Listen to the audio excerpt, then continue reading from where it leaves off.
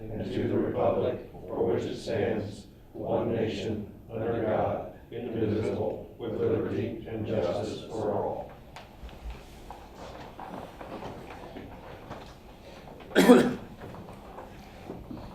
Do we have a motion to approve the amendments from the February 8th, 2018 meeting? So moved.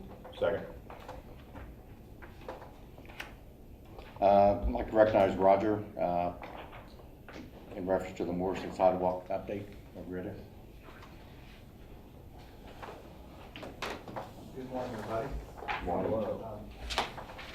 Have before you partial pay request number 1 from the contractor, United Construction. And the total work to date, $217,691.57. There's a retainage of 5% of $10,884.58. So the net payment to the contract will be $206,806.99. And in your package, you should have received a breakdown of this partial pay estimate. Get past the signature page, we've got itemization of work complete to date. I just go down through kind of briefly describe a few items here, just for your reference. And I'll get a bigger size sheet next time because this is pretty small text here, but nevertheless, Pass out magnifying glass. probably next time. Yes. Construction engineering is a top item there. Just so you know, that's a cost for the contractor to lay out the project. He'll have a surveyor on board, so that's not another engineer, re-engineering or thing. It's the cost for the contractor to provide his own engineer or surveyor to lay out the project, so you're staking and so on for the project. So that's where that cost comes in. And up front, they've been out there quite a bit, so they're about 50%. As we get down to the next months, it'll be less than that each month from there on. The next item, the mobilization, demobilization, that's the cost to come to the job site. It also includes costs for any bonds they have, performance and payment bonds, for example. And this is very common. The percent here is about 6% of the total contract. That's within reason of what most contracts are when you look at the total amount. Some contracts allow the contractor to get 100% of the mobilization cost, but we have this set up to they get 75% up front, but they only get they have to hold back until they demobilize, and they'll get the rest of 25% of the demobilization cost. So that's what that number is. We've got some other numbers in there for you may see in there for stormwater management budget and stormwater quality planning. Those are relatively new items that you may have not seen before in other contracts. NDOT is now going through this same process. Indianapolis is doing this now. What this does now, it gives a budget for erosion control is what it does. And there's two parts to it.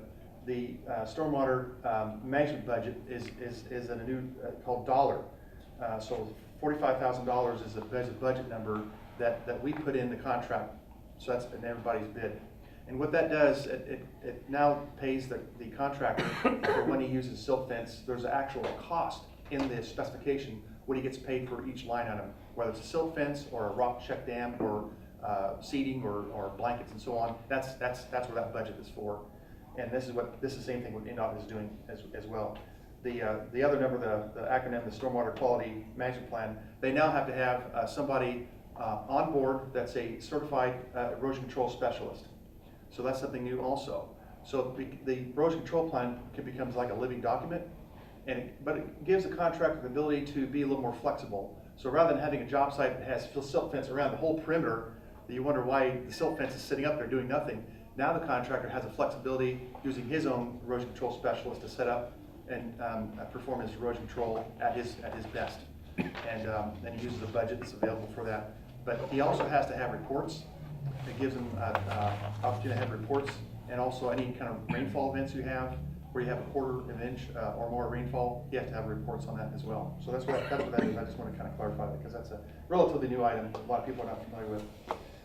Most of the work right now has been cleaning up the job site, working with the utility, getting some fire hydrants relocated, and what you're probably seeing now is some saw cutting, some compacted a stone being put down for sidewalks. And really, they're doing that so they can be a little more effective with their paving operations. So you come in with a concrete force, put concrete pavement down for sidewalks or asphalt. So you'll see a lot, probably more bases than Dick is here, if I'm on.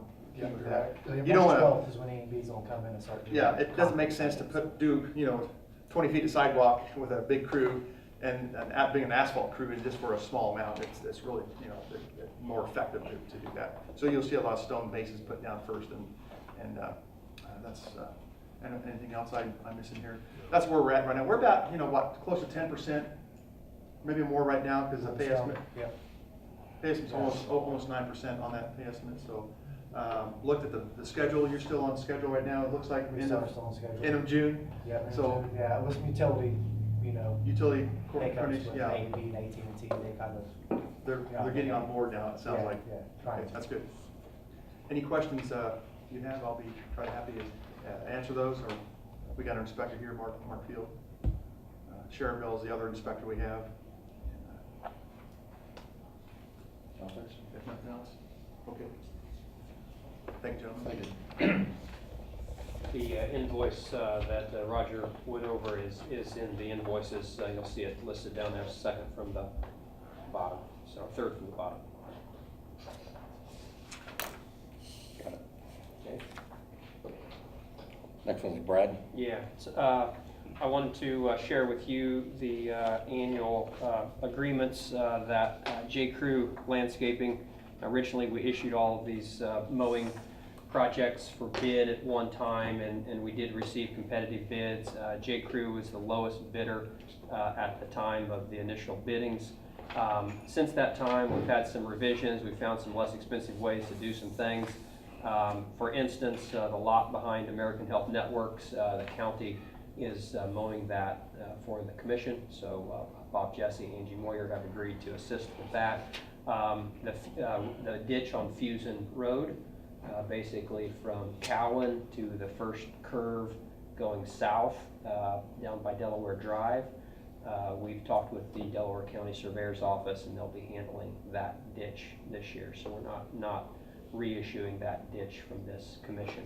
The three that this commission, we do have prices from J. Crew for are to continue the mowing at the Park 1 rail spur, which is a little bit unique because we do have to do some spraying in the rocks there at the rail spur, keep the weeds from growing in the rocks. Last year, J. Crew was $7,082. This year, they are $7,257. So a little bit of a bump there, almost $200 on that one. I'll pass that one down for your review. The next one is the Morrison Bethel corner. 2017. This one actually came down a little bit because some of the land was sold off, and I also asked them to remove the fertilization component of that lot. I just thought it would be best to mow it. I didn't think we need to be fertilizing it. So it went down 2017. Mow price was $77 at 26 mows plus some blowing, and they pick up some limbs and stuff like that when that happens. So 2017 price was $4,270. This year's price is $3,842, so went down just a little bit. I'll pass that one down. And the last one is for the mowing of the Fusion Road shell building. And I had some, Dave Garrison from J. Crew is here, as well as Mark, so if we have any questions for those guys. This particular building, last year, there was some additional things. I drove out there. I didn't think it looked great. There was some additional trimming and pruning and weeding I thought needed to happen in the mulch, because there is a lot of landscaping out there.